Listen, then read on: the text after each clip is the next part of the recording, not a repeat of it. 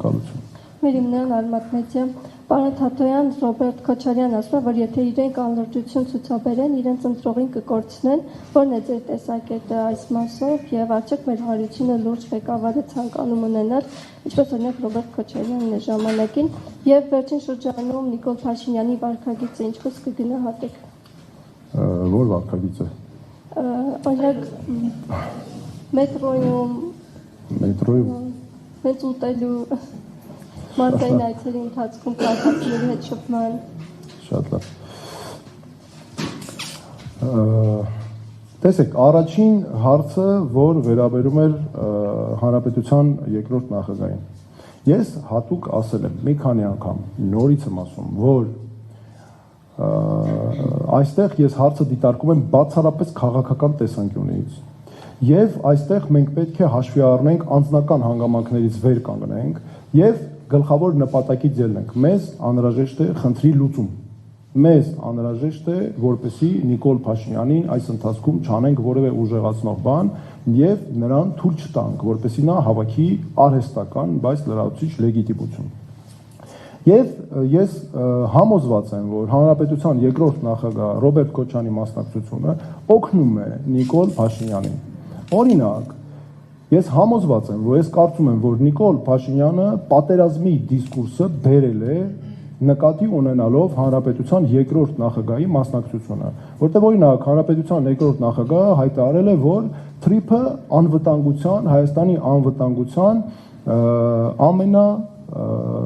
մեծ սպառնալիքն է դառնալու։ Ակնհայտ է, որ սա օգտագործում է որպես պատերազմի սպառնալիք եւ այս դիսկուրսը բերել է այդ պատճառով նաեւ։ Դրանից բացի,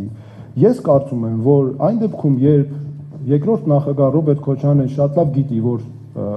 մեր ժողովրդի մեծամասնությունը իր հետ ապագա չի կապում երկրի կառավարումը, ինչպես որ մեր ժողովրդի մեծամասնությունը երկրի ապագայի կառավարումը չի կապում Նիկոլ Փաշինյանի հետ, նրա այս մասնակցությամբ ինձ մոտ հարցեր են առաջանում։ Այստեղ ուրեմն կա կամ բիզնես պաշտպանելու նպատակ, կա Նիկոլ Փաշինյանի կառավարության ժամանակ ընդդիմություն լինելու նպատակ, չգիտեմ, կամ երկուսը միասին։ Եվ սրանք, ես կարծում եմ, այս առաջադրումը խանգարում է մեր կոլեկտիվ ջանքերին, որպեսզի Նիկոլ Փաշինյանը թույլ չտանք, որ Նիկոլ Փաշինյանը վերընտրվի 2026 թվականի ընտրություններում։ Դրա համար ես նաև ուզում եմ ասել, որ ինձ համար երկրորդ նախագահ Ռոբերտ Քոչարյանի մասնակցությունը, հայտարարությունը եւ մասնակցությունը նույնն է, ինչ որ նա օրինակ քաղաքացիական պայմանագիր կուսակցության անդամության հայտ լրացներ եւ մասնակցեր։ Սա նույն էֆեկտն է ունենալու Նիկոլ Փաշինյանի համար։ Ու դրա համար Նիկոլ Փաշինյանի հետ կապված կա, չէ՞, ձևակերպում նաև, որ ասում են գնա։ Ես այդ հայտարարությունը ուզում եմ վերաձևակերպել եւ ասել գնացեք, որ գնա, որովհետեւ ակնհայտ է, որ դա օգնում է միայն Նիկոլ Փաշինյանին եւ լրացուցիչ սնունդը ու լեգիտիմությունը ապահովում։ Մեկ կարևոր նաեւ բան է։ Ես քաղաքական առումով նաեւ ասացի, որ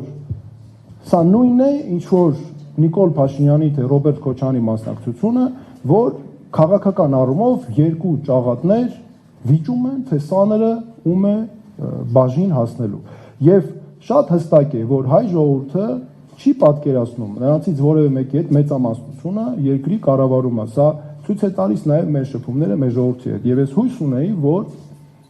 ուզում եմ այդ հույսը հիմա էլ պայփայել, որ առաջին եւ երրորդ նախագահների օրինակով կարծեք թե նրանք չեն մասնակցում այդ խելամիտ քայլերի նաև հետևեր Հանրապետության երկրորդ նախագահ։ Եվ դրա համար եմ ես ասում ձևակերպումը գնացեք, որ գնա։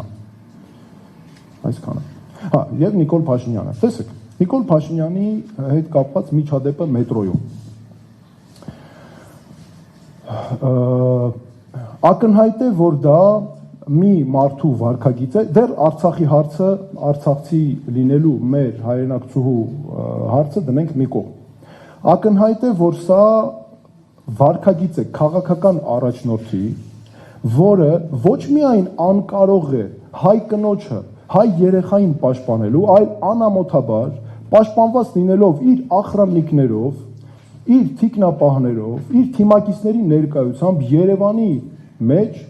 ահաբեկում է, սպառնում է հայ կնոջ ու հայ երեխային։ Հետո էլ ներողություն է խնդրում։ Ինձ համար դրանից հետո ցանկացած ներողություն, ուզում է լինի անկեղծ,